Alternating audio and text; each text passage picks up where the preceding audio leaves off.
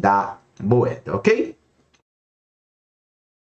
Agora aqui nós temos um estudo de caso, né? Moeda e preços durante 4 hiperinflações. Então vamos ver agora uma análise de um caso real.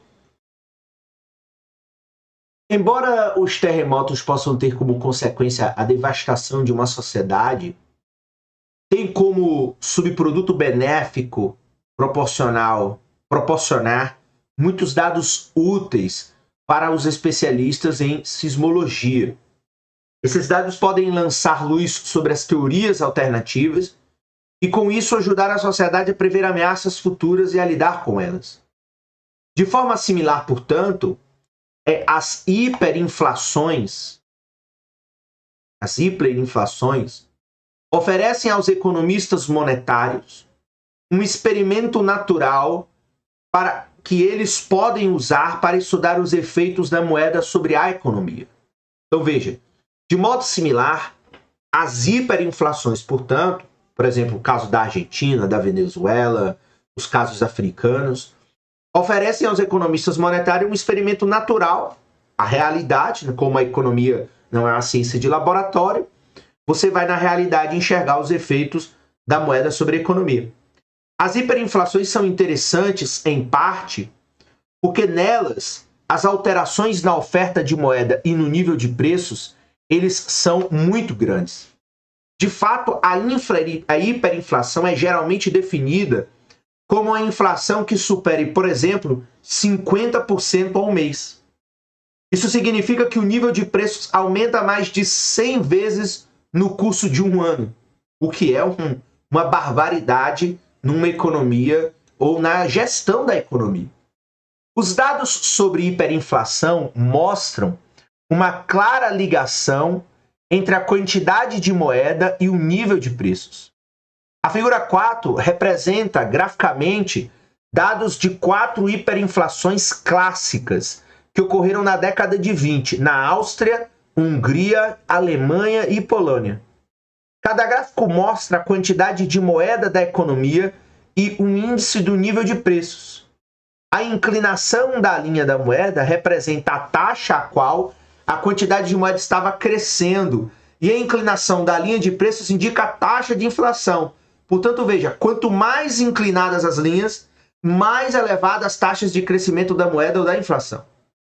Observe que em cada gráfico, a quantidade de moeda e o nível de preços são quase paralelos. Em cada caso, o crescimento da quantidade de moeda é moderado no início, o mesmo ocorrendo com a inflação.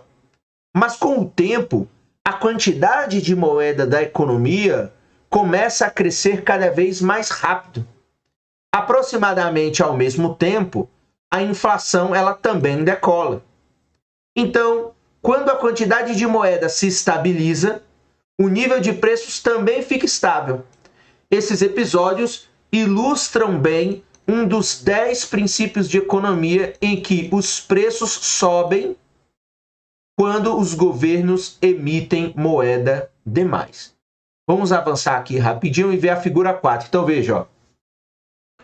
Na figura 4, nós temos aqui os 4 casos, né? Então, moeda e preços durante 4 hiperinflações.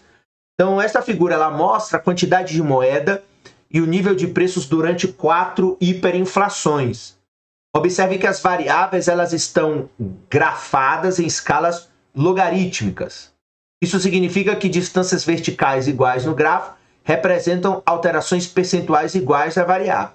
Em cada caso, a quantidade de moeda e o nível de preços movem-se rigorosamente juntos. A forte associação entre essas duas variáveis é consistente com a teoria quantitativa da moeda, que afirma que o crescimento da oferta da moeda é a principal causa da inflação. E aí, vamos colocar aqui esse painel, né? Então, veja,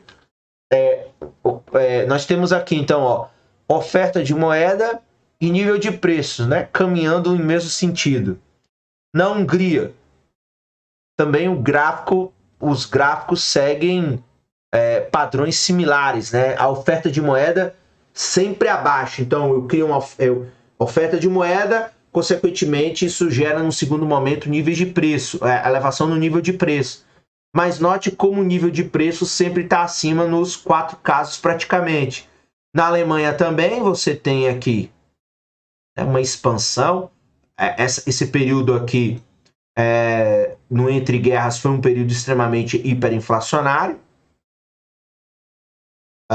E na Polônia também, né? Você tem aqui talvez um diferencial, mas na sua grande maioria você tem a oferta de moeda e você tem um nível de preço acima acompanhando essa oferta de moeda. E aí veja, esses dados empíricos aqui, né, dados da realidade, buscam, claro, validar a própria teoria, né? Ou seja, de que o crescimento da oferta de moeda é o que causa um aumento no nível de preço, portanto, é o que causa os fenômenos inflacionários. Então, justificando aí, inclusive lá os 10 princípios de economia, lá no primeiro capítulo, de que os preços sobem quando o governo emite moeda demais. Eu acho que essa teoria é válida estudar, é válida conhecer, mas os preços sobem quando o governo emite moeda demais é apenas uma parte da compreensão da realidade concreta. E o problema é que muita gente quer interpretar a economia apenas estudando os clássicos. É preciso estudar outras teorias, outras vertentes do pensamento econômico, para poder ver como outras vertentes enxergam esse mesmo problema do ponto de vista macroeconômico.